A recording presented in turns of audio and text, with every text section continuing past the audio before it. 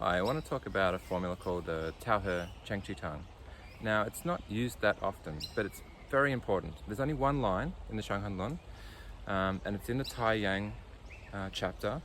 So that means that it has something to do with Tai Yang pathology. So it's called Tai Yang blood strike. So you've got the channel strike, Gui Zhi Tang, Ma Huang Tang. You've got the Fu organ strike, which is Wuling San, so urination. And then you've got blood strike. Now what the hell is blood strike, right? And what's Tao He Cheng Chi Tang got to do with all of it? So let's look at Tao He Cheng Chi Tang. So you've got Gui Zhi, Tao Ren, Da Huang, Mang Xiao, and Jigan Qiao. So all of them 6 except for Da Huang at 12, typically Da Huang at 12. So Da Huang tells us something that whatever that pathology is, we kind of want to take it out through the stool. So we've got to remember that in Chinese medicine, what we're trying to do is we're trying to optimize elimination pathways. We're trying to get the body to do what it should be doing naturally, but somehow it got stuck. Okay, so we've got Tao Ren there that tells us there's some blood stasis, and it's going to try and chop that up and pull that out. We've got some Da Huang there, which is telling that blood stasis that the Tao Ren just chopped up. I want to take it out through the stool. We've got Gui Zhi in there at 6, and it's kind of telling us there may be some unresolved Tai Yang pathology, or that it came from a Tai Yang pathology. Then we've got Mang Xiao, which is basically just going to kind of salty, liquefying stool kind of herb. It's just going to basically really, again, it does break down blood stasis. It's like, you have a Band-Aid stuck on you or something like that. You have a blood clot and you spray saline on it, and it will dissolve the blood clot. It will help the Band-Aid easy to rip off because the salt water will dissolve the blood clot. So again, the Mang Xiao with the Tao Ren is going to dissolve the blood. But ingeniously, what it's also doing is that it's basically liquefying all that stool so that it can pull all the blood stasis out through the stool really quickly.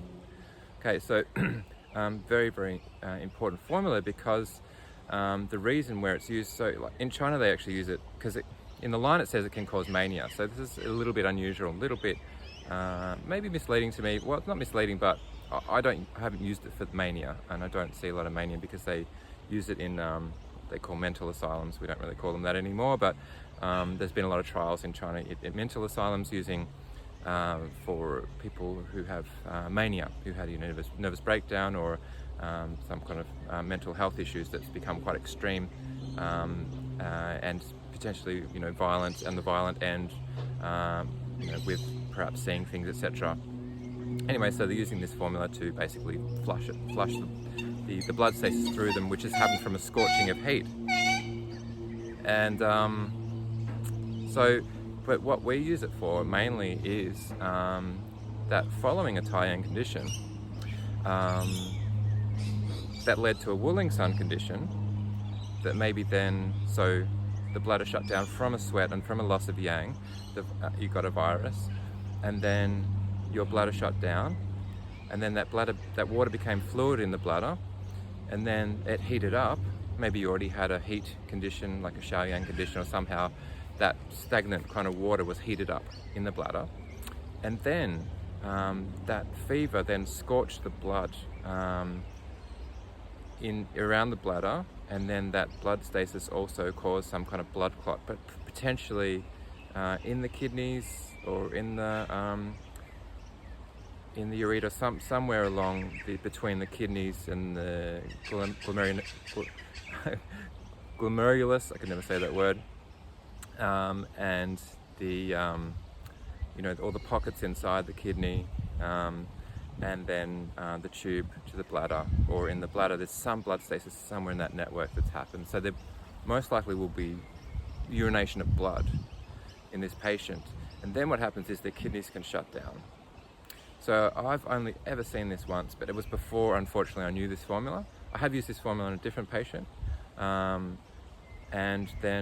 but it wasn't a kidney shutdown situation. So it's quite rare, but you will occasionally see, I've been practicing for 20 years and I've only seen it once, right?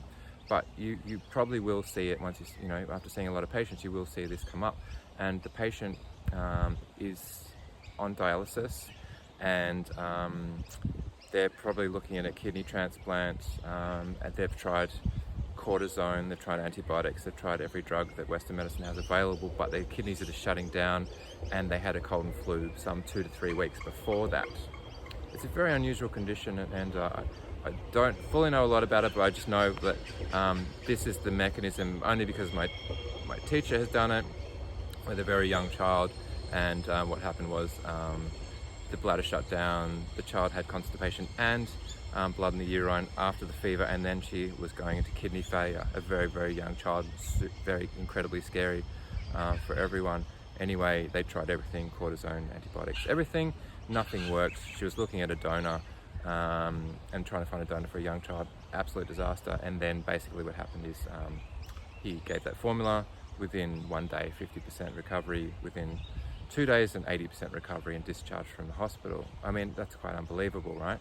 So that is the application, to my understanding, and why it's in the Tai Ying chapter and why it follows the Wu Ling Sun chapter, is because that is the progression of the disease. So again, it was a Guizhi tongue strike, and then it was a Wu Ling Sun situation, then it was a Juling tongue situation because the urination heated up, then there was blood, scorching of blood in the urine, potentially with constipation, at Tao He Cheng Chi Tongue situation.